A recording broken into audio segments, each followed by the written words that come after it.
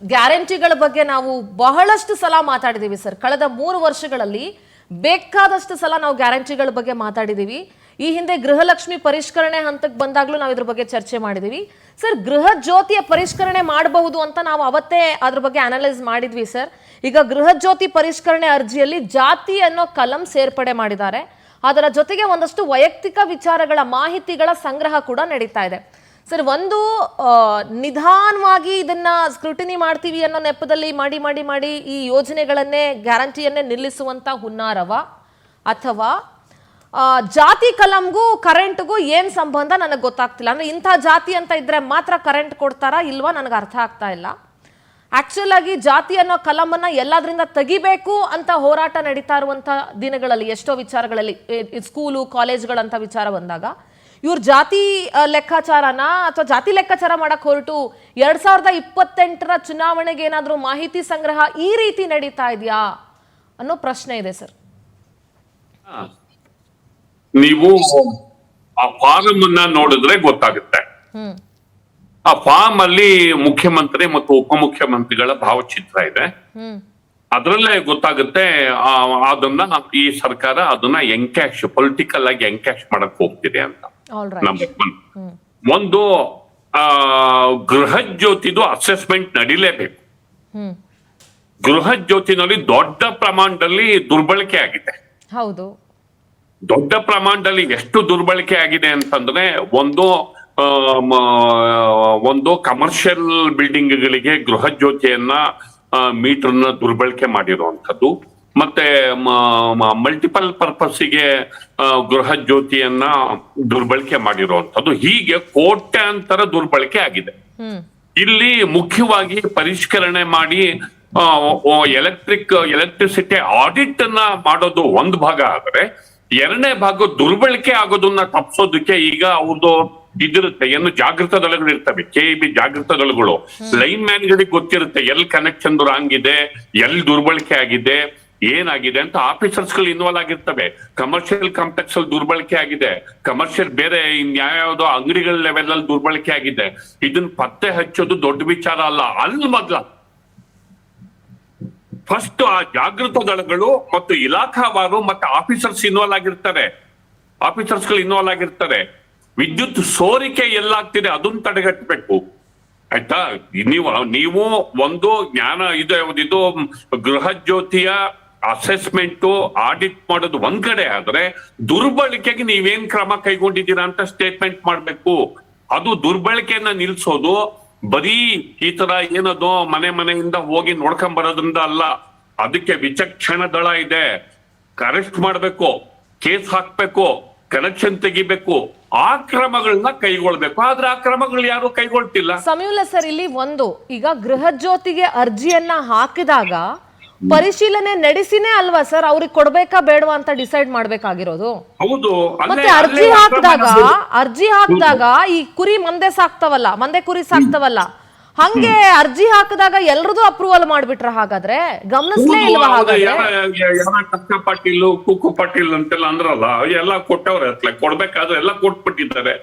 ಅದ್ರ ಜೊತೆಗೆ ಅದರ ದುರ್ಬಳಕೆ ಮಾಡಿಕೊಂಡವರು ಕೂಡ ಅದನ್ನ ದೊಡ್ಡ ಪ್ರಮಾಣದಲ್ಲಿ ಬಡವರಿಗೆ ಏನೋ ಇನ್ನೂ ದುಡ್ಡು ಕೊಡ್ಕೊತಾರ್ರಿ, ಅವ್ರು ಬದುಕತ್ತಾರೆ, ಆಯ್ತು ಬಿಡಿ, ಒಳ್ಳೆ ಪ್ರೋಗ್ರಾಮು. ಅದನ್ನ ಕಮರ್ಷಿಯಲ್ ಅಲ್ಲಿ ಮೀಟರ್ಗಳಾಗಿ ಡಿವೈಡ್ ಮಾಡ್ಕೊಂಡು ಅದ್ ಎಂಥ ನೀಗ್ತದೆ ಅದು. ಶಾಮೀಲಾಗ್ದಲೇನೆ, ಅದು ಇಲಾಖೆಯ ಅಧಿಕಾರಿಗಳು ಶಾಮೀಲಾಗ್ದಲೇನೆ ಅದು ಆಗಲ್ಲ.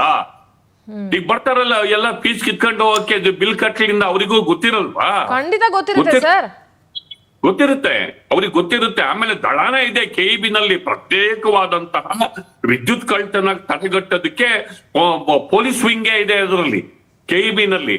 ಅವ್ರಿಗೆ ಗೊತ್ತಿರುತ್ತೆ, ಅವ್ರು ಯಾಕೆ ಆಕ್ಟ್ ಮಾಡ್ತಿಲ್ಲ? ದೊಡ್ಡ ವಿದ್ಯುತ್ ಇಲಾಖೆನಲ್ಲಿರುವ ದೊಡ್ಡ ಸ್ಕ್ಯಾಂಡಲ್ಲೇ ಸೋರಿಕೆ. ಆಲ್ ರೈಟ್ ಸರ್, ಮಾತಾಡ್ತೀನಿ. ನಂದನ್ ಜಿ, ಒಂದು ನಾವು ಗ್ಯಾರಂಟಿಗಳ ವಿರೋಧಿನೂ ಯಾರು ಅಲ್ಲ ಇಲ್ಲಿ, ಅಥವಾ ನಿಮ್ಮ ಯೋಜನೆಗಳು ಸರಿ ಇಲ್ಲ ಅಂತಾನು ನಾವು ಹೇಳ್ತಾ ಇಲ್ಲ. ಬಡವರಿಗೆ ನೀವು ಹೇಳದಂತೆ ಅರ್ಹರಿಗೆ ಆ ಯೋಜನೆಗಳು ರೀಚ್ ಆಗ್ಬೇಕು ಅನ್ನೋದ್ರಲ್ಲಿ ಎರಡು ಮಾತಿಲ್ಲ. ಈಗ ಆಲ್ರೆಡಿ ಅದು ಅನರ್ಹರಿಗೂ ರೀಚ್ ಆಗ್ತಾ ಇದೆ ಅನ್ನೋದ್ರಲ್ಲೂ ಎರಡು ಮಾತಿಲ್ಲ. ಅವ್ರಿಗೂ ಹೋಗ್ತಿದೆ, ಇವ್ರಿಗೂ ಹೋಗ್ತಾ ಇದೆ. ಯೋಜನೆಗಳಿಗೆ ಸರಿಯಾದ ಆಯಾಮ ನೀಡುವಲ್ಲಿ ಸರ್ಕಾರ ವಿಫಲವಾಗಿದೆ ಅಂತ ಹೇಳಿದ್ರೆ ತಪ್ಪಾಗಲ್ಲ ಅಂತ ನಾನು ಅಂದ್ಕೊಳ್ತೀನಿ. ಯಾಕೆಂದ್ರೆ ನೀವು ಗ್ಯಾರಂಟಿಗಳನ್ನ ಅನುಷ್ಠಾನ ಮಾಡಬೇಕು ಅನ್ನೋ ಆತರದಲ್ಲಿ ಯಾವುದೇ ಕಟ್ಟುಪಾಡುಗಳನ್ನ ಸ್ಟಾರ್ಟಿಂಗ್ ಅಲ್ಲಿ ಹಾಕದೆ ಆಮೇಲೆ ಒಂದೊಂದೇ ರೂಲ್ ಮಾಡ್ತಾ ಬಂದ್ರಿ. ಈಗ ಅರ್ಜಿಲಿ ಜಾತಿ ಅನ್ನೋ ಕಲಮನ್ನ ಸೇರಿಸಿದೀರಾ. ಯಾತಕ್ಕೋಸ್ಕರ ಸೇರಿಸಿದೀರಾ? ಜಾತಿಗೂ ಗ್ಯಾರಂಟಿಗೂ ಏನ್ ಸಂಬಂಧ? ಇಂಥ ಜಾತಿ ಕೊಡ್ತೀವಿ, ಇಂಥ ಜಾತಿ ಕೊಡಲ್ಲ ಅನ್ನೋ ತರ ಏನಾದ್ರು ಇದೆಯಾ? ಏನ್ ಕಥೆ ಇದು? ನೋಡಿ, ನಾವೆಲ್ಲಾ ಜನಾಂಗದವ್ರಿಗೂ ಈ ಗ್ಯಾರಂಟಿ ತಲುಪ್ತಾ ಇದೆ. ಸಿಕ್ಕು, ಕ್ರೈಸ್ತರು, ಮುಸಲ್ಮಾನರು, ಬ್ರಾಹ್ಮಣರು, ಲಿಂಗಾಯತರು, ಒಕ್ಕಲಿಗರು, ಕುರುಬರು ಎಲ್ಲಾರ್ಗೂ ಹೋಗ್ತಾ ಇದೆ. ಜಸ್ಟ್ ಇನ್ಫಾರ್ಮೇಶನ್ಗೆ ಏನೋ ಕಲೆಕ್ಷನ್ಗೆ ಡೇಟಾ ಕಲೆಕ್ಷನ್ಗೆ ಅದನ್ನ ನಮ್ಮ ಮಿನಿಸ್ಟರ್ ಹೇಳಿದ್ರು. ಅದ್ ನನ್ಬಿಟ್ಟು ನಾವು ಅದೇ ಒಂದು ನಾವು ಅದಿದ್ರೆ ಕೊಡ್ತೀವಿ ಅಂತಲ್ಲ, ಅದನ್ನ ನಾವು ನೋಡಿ ಆಲ್ರೆಡಿ ಸರ್ಕಾರಕ್ಕೆ ಒಂದು ಡೇಟಾ ಬಂದಿರೋದ್ರಿಂದ ಅದು it's not a mandatory data, just one of the column. ಜಾತಿ ಅನ್ನೋದು ಯಾಕೆ ಬೇಕು ನೋಡಿ? One of the column madam, ಅಲ್ಲ one of the column madam, one of the column ಅಲ್ಲ. ಅಲ್ಲಿ ನೀವು ವೃತ್ತಿ ಕೇಳಿದಿರಾ, ವೃತ್ತಿ ಕಟ್ಕೊಂಡು ಏನ್ ಮಾಡ್ತೀರಿ? ಹೌದು ಮೇಡಮ್, ಅವ್ರು ಏನ್ ಮಾಡ್ತೀರಿ ಅಂತ ಗೊತ್ತಾಗ್ಬಿಡ್ದು. ಗೊತ್ತಾಗ್ಬೇಕು. ಅಲ್ಲಲ್ಲ, ಆದಾಯ ಪ್ರಮಾಣ ಪತ್ರದಲ್ಲಿ ಒಂದೊಂದ್ಸರಿ ಇದು ಇರುತ್ತೆ, ವ್ಯತ್ಯಾಸಗಳಿರ್ತವೆ. ಅಲ್ಲ, ವ್ಯತ್ಯಾಸಗಳಿರ್ತವೆ. ಹೌದು ಮೇಡಮ್, ವ್ಯತ್ಯಾಸಗಳಿರುತ್ತೆ. ಹಾಗಾಗಿ ಅಲ್ಲ ಆಯ್ತು. ಇವಾಗ ನೋಡಿ, ಇವಾಗ ಅದಿದ್ರೆ ಕೊಡ್ತೀವಿ, ಅದಿಲ್ಲ ಅಂದ್ರೆ ಕೊಡ್ತೀವಿ, ಎಲ್ಲಾರ್ಗೂ ಕೊಡ್ತಾ ಇದೀವಿ. ನಾವು ಸ್ಟೇಟಸ್ ನೋಡ್ಬಿಟ್ಟು ಇದು ಪ್ರೋಸೆಸ್ ಮಾಡಕ್ಕೆ ಅರ್ಜಿಗಳನ್ನ ನೋಡಿ ಎಲ್ಲಾ ಜಾತಿಯವ್ರಿಗೂ ಕೊಡ್ತೀವಿ ಅಂತ ಹೇಳ್ತಾ ಇದೀವಲ್ಲ. ನೋಡಿ, ಏನೋ ತಾಂತ್ರಿಕ ಇದರಿಂದ ಆಡ್ ಮಾಡಿದ್ದಾರೆ. ಅದು ಮುಂದಿನ ದಿನಗಳಲ್ಲಿ ಅವ್ರ ವೈಯಕ್ತಿಕ ವಿವರಗಳಿಗೆ ಯಾಕೆ ಬೇಕು? ನೀವು ಆಧಾರ್ ಕಾರ್ಡ್ ತಗೊಳ್ತಾ ಇದೀರಿ, ವೋಟರ್ ಐಡಿ ತಗೊಳ್ತಾ ಇದೀರಿ, ಆಯ್ತಾ? SIR ಪ್ರಕ್ರಿಯೆಲ್ಲ ಫಾರ್ಮ್ ಭರ್ತಿ ಮಾಡ್ಬೇಕು ಅಂತ ಹೇಳಿದಿರಿ ನೀವು, ಹೌದು ಆಯ್ತಾ? ಆಮೇಲೆ ಆದಾಯ ಪ್ರಮಾಣ ಪತ್ರ ತಗೊಳ್ತಾ ಇದೀರಿ, ಟ್ಯಾಕ್ಸ್ ಪೇ ಮಾಡ್ತಾರಾ ಇಲ್ವಾ ಅನ್ನೋದು ಅದ್ರಲ್ಲೇ ಗೊತ್ತಾಗೋಗ್ಬಿಡುತ್ತೆ ಆದಾಯ ಪ್ರಮಾಣ ಪತ್ರದಲ್ಲೇ. ಮಾಡ್ತಾರೆ ಏನು ಎತ್ತ ಜಾತಿ ಗೀತಿ ಯಾಕೆ ಬೇಕು? ಒಂದು ಗೃಹ ಜ್ಯೋತಿದೆ ಒಂದು ಎಕ್ಸಾಂಪಲ್ ಕೊಡ್ತೀನಿ ಮೇಡಮ್. ಇವತ್ತು ಬೆಂಗಳೂರಲ್ಲಿ ಲಕ್ಷಾಂತರ ಅಪಾರ್ಟ್ಮೆಂಟ್ಗಳಿದ್ದಾರೆ. ಲಕ್ಷಾಂತರ ಅಪಾರ್ಟ್ಮೆಂಟ್ ಅಲ್ಲಿ ನಮಗ್ ಬಂದಿರೋ ಮಾಹಿತಿ ಉಳ್ಳವರು ಇದಕ್ಕೆ ಎನ್ರೋಲ್ ಆಗ್ಬಿಟ್ಟಿದ್ದಾರೆ. ಹೆಂಗೆ ಉಳ್ಳವರು ಎನ್ರೋಲ್ ಆಗಿದ್ದಾರೆ ನೋಡಿ ಮೇಡಮ್. ಒಂದು ಯೋಜನೆ ಸ್ಟಾರ್ಟ್ ಆದಾಗ ಒಂದು ಪರಾಮರ್ಶೆ ಟೈಮ್ ಅಂತ ಬರುತ್ತೆ. ಇವಾಗ ಒಂದ್ ನಿಮಿಷ ಕೇಳಿ ಮೇಡಮ್, ಬನ್ನಿ, ದಯವಿಟ್ಟು ಕೇಳಬೇಕು. ಇವಾಗ 2.5 ವರ್ಷ ಆಗಿ ನಮ್ದು ಯೋಜನೆ 2.25 ವರ್ಷ ಆಯ್ತು ಯೋಜನೆ ಚಾಲನೆ ನೀಡಿ. ಒಂದು ಪರಾಮರ್ಶೆ ಸಮಯ ಬಂದಿದೆ. ಯಾರಿಗೆ ಹೋಗಿದೆ? ಅರ್ಹರಿಗೆ ಹೋಗಬೇಕು, ಬಡವರಿಗೆ ಹೋಗಬೇಕು, ಯಾರ ಹತ್ರ ಒಂದು ಜೀವನ ನಡೆಸಕ್ಕೆ ಆಗ್ತಿರೋ ಅವ್ರಿಗೆ ಹೋಗಬೇಕು ಅಂತ ನಾವು ಯೋಜನೆ ರೂಪಿಸಿದ್ವಿ. ಎಲ್ಲರೂ ತಗೊಂಡಿದ್ರು. ಇವಾಗ ಸಮಯ ಬಂದಿದೆ.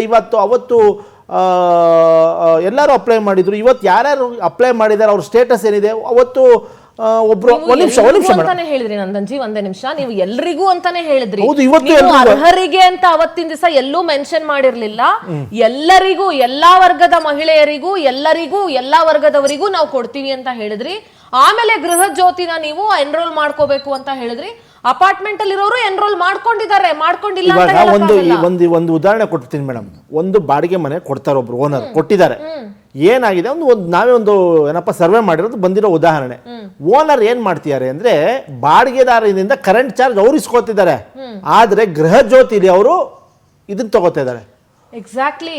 ಈ ತರ ಆಗುತ್ತಿರುವ ಒಂದು ಸಮಸ್ಯೆಯನ್ನು ಬಗೆಹರಿಸಲು ನಾವು ಈ ತರ ಒಂದು ಆಡಿಟ್ ಮಾಡಿಬಿಟ್ಟು ಸೋರಿಕೆಯನ್ನು ತಡೆಗಟ್ಟಲು ಇದೊಂದು ಡೇಟಾ ತಗೋತಾ ಇದೀವಿ. ಆ ಡೇಟಾ ಎಲ್ಲ ಮಾಡಿ Nandanji, I am not saying no, ನೀವು ಮಾಡಿ, ಇಟ್ ಇಸ್ ಗುಡ್, ಮಾಡಬೇಕು ನೀವು, ಅದು ಪರಿಷ್ಕರಣೆ ಆಗ್ಬೇಕು. ಹೌದು, ಆದ್ರೆ ಜಾತಿ ಗುರ್ತಿಸ್ಕೊಂಡು ಏನ್ ಮಾಡ್ತೀವಿ ನೋಡಿ. ನಾನು ಹೇಳಿದ್ನಲ್ಲ ಮೇಡಮ್, ಇದು ಇವರು ನಮ್ ಜಾರ್ಜ್ ಸಾಹೇಬ್ರು ಮಿನಿಸ್ಟರ್ ಹೇಳಿದಾರೆ, ಎಲ್ಲಾರ್ಗೂ ಕೊಡ್ತಾ ಇದೀವಿ ಅಂತ. ಎಲ್ಲಾರ್ಗೂ ಕೊಡ್ತಾ ಇದೀವಿ, ಏನೋ ಒಂದು ಕಾಲ ಮಾಡಿದಾರೆ, ಚೆಕ್ ಮಾಡ್ತೀನಿ. ಆಫೀಸರ್ ಬಿಟ್ಬಿಡೋದಲ್ಲ, ಅದನ್ನ ಬಿಟ್ಬಿಡೋದಲ್ಲ. ಆಫೀಸರ್ ಹತ್ರ ಚೆಕ್ ಮಾಡ್ಬಿಟ್ಟು ಅದು ಏನಾಗಿದೆ, ಸಮಸ್ಯೆ, ತಾಂತ್ರಿಕ ತೊಂದರೆ ಏನಾರಾಗಿದೆ, ಬಿಡ್ಬೇಕಾ, ಅದನ್ನ ಡ್ರಾಪ್ ಮಾಡ್ಬೇಕಂತ ಕೇಳ್ಬಿಟ್ಟು ನಾಳೆ ರಿಪ್ಲೈ ಮಾಡ್ತೀವಿ ಅಂತ ಹೇಳಿದ್ರೆ ಅದನ್ನ ದೊಡ್ಡ ವಿಷಯ ಮಾಡೋ ಅವಶ್ಯಕತೆ ಇಲ್ಲ. ಪ್ಲೀಸ್ ದಯವಿಟ್ಟು ನೋಡಿ, ಇಲ್ಲಿ ಆಗಬೇಕಾಗಿರೋದು 2.25 ವರ್ಷ ಆಯ್ತು. ಒಂದು ಯೋಜನೆ ಚಾಲನೆ ನೀಡಿದಾಗ ಅದಕ್ಕೆ ಒಂದು ಮಾನದಂಡ ಇಟ್ಕೊಂಡು ನೀವು ಯೋಜನೆ ಮಾಡಿದಾಗ್ಲೂ ಎಲ್ಲೂ ಕ್ಲಾರಿಟಿ ಕೊಟ್ಟಿರ್ಲಿಲ್ಲ. ನೀವು ಎಲ್ರಿಗೂ ಫ್ರೀ ಅನ್ನೋದು ಹೇಳಿ, ಎಲ್ರಿಗೂ ಫ್ರೀ ಇದೆ ಮೇಡಮ್, ಅರ್ಹರಿಗೆ ಎಲ್ಲರಿಗೂ ಫ್ರೀ ಕೊಡ್ತೀವಿ. ಬಡವನಿಗೆ ಫ್ರೀ ಕೊಡ್ತೀವಿ. ಬಡವನಿಗೆ ಇವಾಗ ಬಡವನಿಗೆ ಇವತ್ತು ಫ್ರೀ ಇದ್ದೇ ಇದೆ. ಬಸ್ಸಲ್ಲಿ ಹೋಗ್ಬೋದು, 2,000 ಸಿಗುತ್ತೆ. ಇಷ್ಟು ದಿವಸ ನೀವು ನಿಮ್ಮ ಆರಂಭದಲ್ಲಿ ನೀವು ಆ ಯೋಜನೆ ಬಂದಾಗ ನೀವು ಎಲ್ಲೂ ಬಡವರಿಗೆ ಮಾತ್ರ ಅಂತ ಎಲ್ಲೂ ಕೋಟ್ ಮಾಡಿರ್ಲಿಲ್ಲ. ಏನಿಲ್ಲ, ಅವತ್ತು ನಾವು ಇದೇನಪ್ಪ ಮ್ಯಾನಿಫೆಸ್ಟೋ ಟೈಮಲ್ಲಿ ಬಡವರಿಗೋಸ್ಕರ ಜನ ನೊಂದೋಗಿದ್ದಾರೆ ಬೆಲೆ ಏರಿಕೆಯಿಂದ. ಅದಕ್ಕೆ ಒಂದು ಆಧಾರ ಸ್ತಂಭವಾಗಿ ನಾವು ಈ ಗ್ಯಾರಂಟಿ ಯೋಜನೆಗಳನ್ನ ಚಾಲನೆ ನೀಡಿದೀವಿ. ಬಡವರಿಗೆ ಅಂತ ಮೆನ್ಷನ್ ಮಾಡಿದ್ರಾ ಸರ್? ಬಡವರಿಗೆ ಅಂತಾನೆ ಇದೆ, ಬಡವರಿಗೆ ಎಲ್ಲ ಒಂದು ಎಲ್ರಿಗೂ. ಹಂಗಾರೆ ಕಾಕಾ ಪಾಟೀಲ್ ಮಹಾದೇವಪ್ಪ ಅವ್ರ ಬಡವರ? ಆ ಕಾಕಾ ಪಾಟೀಲ್ ಅಂತ ಯಾಕೆ ಅಂದ್ಕೋತೀರಾ? ಇದು ಬೆಳಗಾವಿ ಉತ್ತರ ಕನ್ನಡದಲ್ಲಿ ಎಷ್ಟೋ ಜನ ಕಾಕಾ ಪಾಟೀಲ್ ಇದ್ದಾರೆ. ನಮ್ಮ ಡ್ರೈವರೇ Madevappa.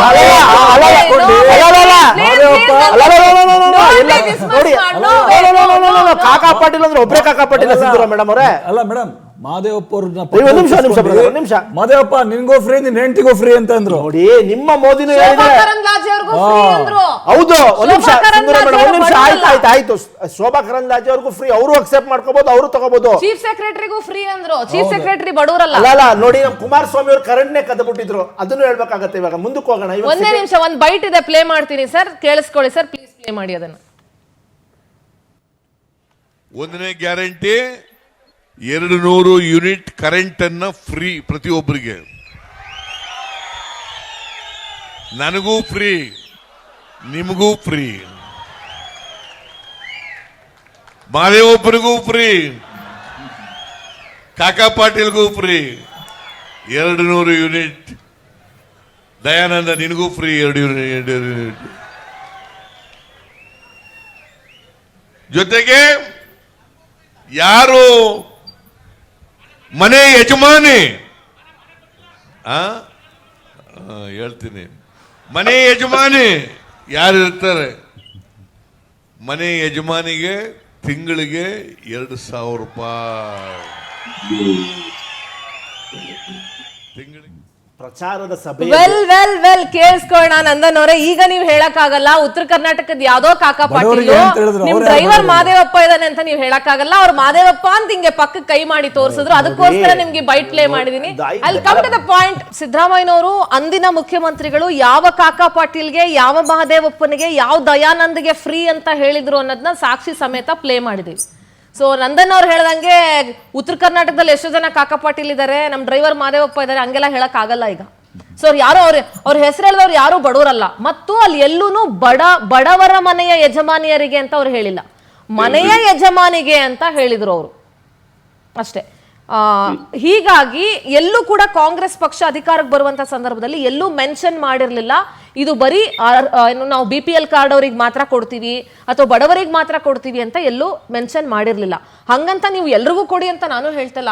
Absolutely it is right, ಪರಿಷ್ಕರಣೆ ಆಗ್ಬೇಕು, ಇದಾಗಬೇಕಾದ್ರೆ ಈಗ ಎಷ್ಟೋ ಜನರ ಹೆಸರನ್ನ ತೆಗಿಯೋದಿದೆಯಲ್ಲ, ಇದ್ರಲ್ಲಿ ಕೆಲವರು ಅರ್ಹರಿರೋರ ಹೆಸರನ್ನು ಹೊಟ್ಟೋಗ್ಬಿಡ್ಬೋದು. ನೋಡಿ, ಅರ್ಹರು ಯಾರ್ಯಾರಿದ್ದಾರೋ ಒಂದು ಕಾಂಗ್ರೆಸ್ನ ವಕ್ತಾರರು ಅಥವಾ ಕಾಂಗ್ರೆಸ್ ಸರ್ಕಾರ ಒಂದು ಕ್ಲಿಯರ್ ಆದಂತಹ ಸ್ಟೇಟ್ಮೆಂಟ್ ಅನ್ನ ಮಾಡೋ ಅಗತ್ಯ ಇದೆ. ನಾವು ರಿವಿಷನ್ ಗೆ ಕೈ ಹಾಕ್ತಿದೀವಿ ಮತ್ತು ಎಲ್ಲಿ ಸೋರ್ ಹೋಗ್ತಿದೆ ಮತ್ತು ಎಲ್ಲಿ ಅಕ್ರಮ ನಡೆದಿದೆ ನಾವೆಲ್ಲ ಆಕ್ಷನ್ ತಗೋತೀವಿ, ನಾವು ಅದನ್ನ ಕೈ ಬಿಡ್ತೀವಿ. ಹೀಗಾಗಿ ಅರ್ಹರಿಗೆ ಮಾತ್ರ, ಬಡವರಿಗೆ ಮಾತ್ರ ಈ ಯೋಜನೆ, ಗೌರ್ಮೆಂಟ್ ಚೇಂಜ್ ಆಗಿದೆ, ನಾವು ಅಸೆಸ್ ಮಾಡ್ತೀವಿ, ಆಡಿಟ್ ಮಾಡ್ಬೇಕಾಗಿದೆ, ನಮಗಿರೋ ಫೈನಾನ್ಷಿಯಲ್ ಬರ್ಡನ್ ಅನ್ನ ಕಮ್ಮಿ ಮಾಡ್ಕೋಬೇಕಾಗಿದೆ ಅಂತ ಸ್ಟೇಟ್ಮೆಂಟ್ ಮಾಡೋದು ಒಳ್ಳೇದು. ಯಾಕೆ ಅಂತಂದ್ರೆ ಇದರ ಹಿಂದೆ ಅದು ಒಂದಿಷ್ಟು ಸಾವಿರನೋ ಒಂದಿಷ್ಟು ಲಕ್ಷನೋ ಕೆಲವು ಕನೆಕ್ಷನ್ಸ್ಗಳು ರದ್ದಾಗೋದಂತೂ ಗ್ಯಾರಂಟಿ. ಅದರಲ್ಲಿ ಒಂದಿಷ್ಟು ಹಣ ಉಳಿತಾಯ ಮಾಡೋದಕ್ಕೆ, ಸೋರ್ ಹೋಗೋದನ್ನ ತಪ್ಪಿಸಿದೀವಿ ಅನ್ನುವ ಹೆಸರಲ್ಲಿ ಅದನ್ನ ಕಡಿಮೆ ಮಾಡೋದಕ್ಕೆ ಸರ್ಕಾರ ಹೊರಟಿರೋದು ಗ್ಯಾರಂಟಿ. ಈಗ ಜಾತಿ ವಿಚಾರನ ನೀವು ಚರ್ಚೆ ಮಾಡ್ತಿದ್ರಿ, of course it is a social program, ಸಾಮಾಜಿಕ ಸುಧಾರಣೆಗೆ ತಂದಿರುವಂತಹ ಕಾರ್ಯಕ್ರಮ. ಅದನ್ನ SC ST ಮತ್ತೆ ದುರ್ಬೆದ ಸಮುದಾಯಗಳು, ಹಿಂದುಳಿದ ಸಮುದಾಯಗಳು ಎಷ್ಟು ಮಟ್ಟಿಗೆ ಈ ಯೋಜನೆಯ ಲಾಭವನ್ನ ಪಡ್ಕೋತಿದ್ದಾವೆ ಅನ್ನೋದನ್ನ ಮಾಹಿತಿಯನ್ನು ಇಟ್ಕೊಳ್ಳೋದಕ್ಕೆ ಮುಂದೆ ಎಲೆಕ್ಷನ್ ಬಳಸೋದಕ್ಕೂ ಇರುತ್ತೆ.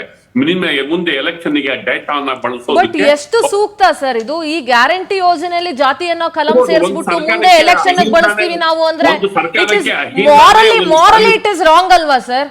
ಒಂದು ಸರ್ಕಾರಕ್ಕೆ ಅಹಿಂದಾನೇ ಒಂದು ಪಾಲಿಸಿ ಆದಾಗ, ಅಹಿಂದಾನೇ ಒಂದು ಪೊಲಿಟಿಕಲ್ ಸ್ಟ್ರಾಟಜಿ ಆದಾಗ, ಅವರು ಆ ಕಮ್ಯುನಿಟಿಗಳಿಗೆ, ಆ ಟಾರ್ಗೆಟೆಡ್ ಕಮ್ಯುನಿಟಿಗಳಿಗೆ, ನಮ್ಮ ಬ್ಯಾಕಪ್ ಮಾಡಿರುವಂತಹ ಕಮ್ಯುನಿಟಿಗಳಿಗೆ ಇದು ರೀಚ್ ಆಗ್ತಿದ್ಯಾ ಇಲ್ವಾ ಅಂತ ಚೆಕ್ ಮಾಡ್ಕೊಳ್ಳೋದಕ್ಕೆ ಸರ್ಕಾರಿ ಯಂತ್ರವನ್ನ ಬಳಸ್ಕೊತಿರೋದು ನಮಗೆ ಇದರಿಂದ ಗೊತ್ತಾಗುತ್ತೆ.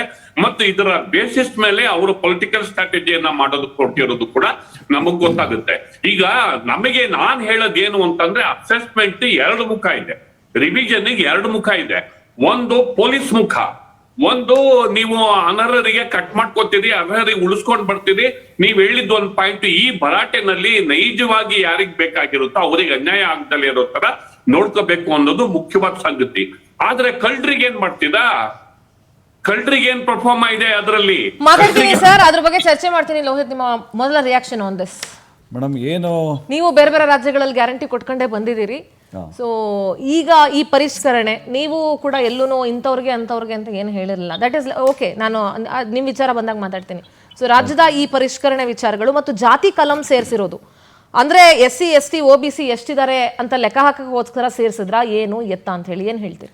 ಮೇಡಮ್ 2023ರಲ್ಲಿ ಏನು ನಾಡಿನ ಜನತೆಗೆ 5 ಗ್ಯಾರಂಟಿಗಳ ಮೂಲಕ ಮಂಕು ಬೂದಿ ಎರಚಿ ಇವತ್ತು ಅಧಿಕಾರ ಹಿಡಿದಂಥ ಕಾಂಗ್ರೆಸ್ ಸರ್ಕಾರ ಇವಾಗ ಕಳೆದ 3 ವರ್ಷದಿಂದನೂ ಸಹ ಏನು ಶೋಷಿತ ದಮನಿತ SC ST OBC ಇನ್ನಿತರ ಸೂಕ್ಷ್ಮ ಅತಿಸೂಕ್ಷ್ಮ ಸಮುದಾಯಗಳಿಗೆ ವಂಚನೆ ಮಾಡಿಕೊಂಡೇ ಬಂದಿದೆ.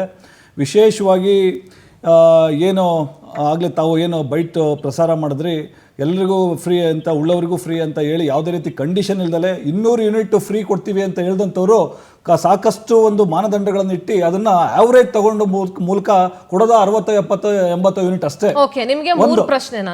ಒಂದೇ ಮೇಡಮ್ ಒಂದೇ.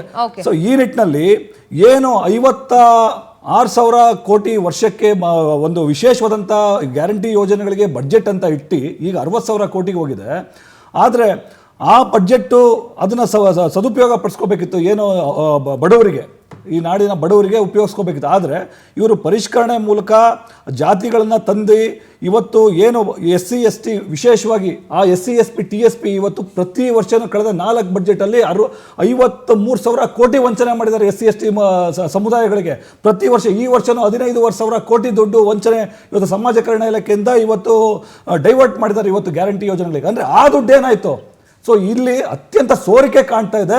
ಇವತ್ತು ಕೇವಲ ಗೃಹ ಜ್ಯೋತಿ ಮೂಲಕ ಇವತ್ತು ಪರಿಷ್ಕರಣೆ ಮಾಡೋ ಮೂಲಕ ಇವತ್ತು ಈ ಒಂದು ಬಡವರಿಗೆ ಅನ್ಯಾಯ ವಂಚನೆ ಮಾಡ್ತಾ ಇದ್ದಾರೆ ಈ ಸರ್ಕಾರ.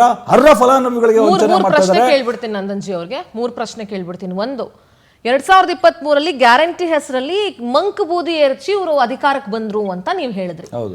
ಬೇರೆ ರಾಜ್ಯಗಳಲ್ಲಿ BJP ಅವರು ಗ್ಯಾರಂಟಿ ಘೋಷಣೆ ಮಾಡಿದಿರಲ್ಲ, ಹಾಗಾದ್ರೆ ನೀವು ಮಂಕ್ ಬೂದಿ ಎರಚಿಬಿಟ್ಟು ಅಲ್ಲೆಲ್ಲ ಅಧಿಕಾರಕ್ಕೆ ಬಂದಿದ್ದೀರಾ ಅನ್ನೋದು ಒಂದು ಪ್ರಶ್ನೆ ನಂದು. 2ನೇ ಪ್ರಶ್ನೆ, ಏನೋ ಹಿಂದುಳಿದ ವರ್ಗದವ್ರಿಗೆ SC STಗಳಿಗೆ ಮೋಸ ಮಾಡಿದ್ರಿ. SC ST TSP ಹಣ ಅದು ಗೋಲ್ಮಾಲ್ ಆಗಿದೆ, ಅದು ಸರಿ.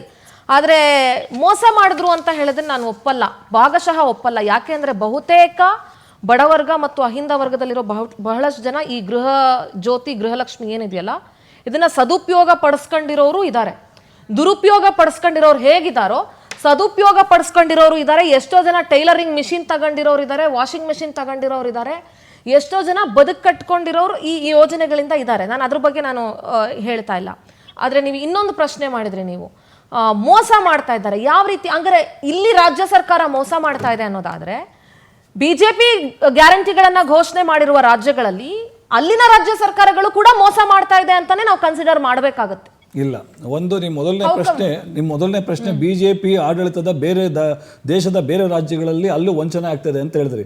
ಅಲ್ಲಿ ನಾವು ಸಾಕಷ್ಟು ಈ ರೀತಿ ಯೋಜನೆಗಳು ಕೊಟ್ಟಿರೋ ಮೂಲಕ ನಾವು ಪ್ರಾಮಾಣಿಕತೆ ಮತ್ತೆ ಪಾರದರ್ಶಕತೆಯಿಂದ ಮಾನದಂಡ ಫಾರ್ ಪ್ರಾಮಾಣಿಕತೆ ಅಂಡ್ ಪಾರದರ್ಶಕತೆ ಪ್ಲೀಸ್ ಟೆಲ್ ಮಿ. ಅಲ್ಲಿ ನಾವು ಪ್ರಣಾಳಿಕೆಯಲ್ಲಿ ಏನ್ ಹೇಳಿದ್ವಿ ಅದ್ರ ಮೂಲಕನೇ ಅದನ್ನು ಪ್ರಣಾಳಿಕೆಯಲ್ಲಿ ಹೇಳಿರುವಂತ ಅಯೋಧ್ಯೆ ರಾಮ ಜನ್ಮಭೂಮಿಯ ದೇಣಿಗೆ ಹಣವನ್ನ ನೀವು ಸರಿಯಾಗಿ ಕಾಪಾಡ್ಕೊಳಕ್ಕಾಗದೇ ಇರುವಂತವರು ಯಾವ ನಂಬಿಕೆ, ಯಾವ ಟ್ರಾನ್ಸ್ಪರೆನ್ಸಿ, ಯಾವ್ದು ಅಕೌಂಟಬಿಲಿಟಿ ಬಗ್ಗೆ ಮಾತಾಡ್ತಿದ್ದೀರಿ ಲೋಹಿತ್ ಜಿ? ನೋಡಿ ಮೇಡಮ್, ಹೆಂಗೆ ಬೇರೆ ರಾಜ್ಯದಲ್ಲಿ BJP ಬಹಳ ಪ್ರಾಮಾಣಿಕವಾಗಿದೆ ಅಂತ ಹೇಗೆ ನಂಬೋದು? ನಾವು ಅದನ್ನೇ ಹೇಳ್ತಾ ಇದ್ದೀನಿ. ಅಯೋಧ್ಯೆ ರಾಮ ಮಂದಿರಕ್ಕೂ ಸಹ ಅಥವಾ ನಮ್ಮ ಭಾರತೀಯ ಜನತಾ ಪಾರ್ಟಿಗೂ ಅದು ಸಂಬಂಧ ಇಲ್ಲದ ವಿಚಾರ. ನಾವು ಸಂಬಂಧ ಇದೆ, ನಿಮ್ಮ ಆ ಟ್ರಸ್ಟ್ಗೆ ಸಹಕಾರ ಕೊಟ್ಟಿದ್ದೀವಿ. ನೇರವಾದಂತ ಹಸ್ತಕ್ಷೇಪ ನಮ್ದಿಲ್ಲ. ಅಲ್ಲಿ ರಾಜ್ಯ ಸರ್ಕಾರ ಯಾರ್ದು? ರಾಜ್ಯ ಸರ್ಕಾರ ಇರ್ಬೋದು, ಆದ್ರೆ ಆ ಟ್ರಸ್ಟ್ ಮೇಲೆ ಅಲ್ಲಲ್ಲ, ಅಲ್ಲಿ ಟ್ರಸ್ಟ್ ಇದೆ, ಆ ಟ್ರಸ್ಟ್ ಸರಿಯಾದಂತ ರೀತಿಯಲ್ಲಿ ನಿರ್ವಹಿಸ್ತಾ ಇದೆ. ತಪ್ಪಾದ ಸಂದರ್ಭದಲ್ಲಿ ನಮ್ದು ಏನೋ ಸಂವಿಧಾನ ಇದೆ ಅಥವಾ ಒಂದು ಅದರದೇ ಆದಂತ ಮಾನದಂಡಗಳಿದೆ, ಅದ್ರ ಪ್ರಕಾರ ಯಾರು ತಪ್ಪು ಮಾಡಿದಾರೋ ಅವ್ರು ಶಿಕ್ಷೆ ಒಳಪಡಿಸ್ತಾರೆ ರಾಜ್ಯ ಸರ್ಕಾರ.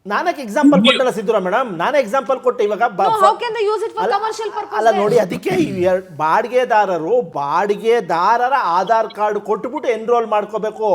ಓನರ್ಗಳು ಕೆಲವೊಂದು ಪ್ರದೇಶಗಳಲ್ಲಿ ಅವ್ರ ಆಧಾರ್ ಕಾರ್ಡ್ ಅದನ್ನ ಕೊಟ್ಬಿಟ್ಟು ಎನ್ರೋಲ್ ಯಾಕೆ verify ಮಾಡ್ಕೊಂಡ್ಬಿಟ್ಟಿದ್ದಾರೆ. ಮಾಡಿಲ್ಲ ಅನ್ನೋದೇ ನೋಡಿ ಪ್ರಶ್ನೆ ಅಲ್ವಾ ಇವಾಗ ಆನಂದ್ ಜಿ? ಪ್ರೋಸೆಸ್ ನೋಡಿ, ಇವಾಗ ಒಂದು ಈಗ ಒಂದ್ ನಿಮಿಷ, ಈಗ ನೀವು ಗೃಹಲಕ್ಷ್ಮಿ ತಗೊಳ್ಳಿ, ಫಾರ್ ಎಕ್ಸಾಂಪಲ್ ಗೃಹಲಕ್ಷ್ಮಿ ತಗೊಳ್ಳಿ. ಏನಾಗಿದೆ ಅಂತಂದ್ರೆ 19,020 account same bank multiple account, ಒಂದೇ ಬ್ಯಾಂಕ್ ಅಕೌಂಟಿಗೆ ಮಲ್ಟಿಪಲ್ ಸರಿ ದುಡ್ಡು ಹೋಗಿದೆ. ಶೆಲ್ ಅಕೌಂಟ್ಸ್ 19,020 ಇದು CAG ರಿಪೋರ್ಟ್.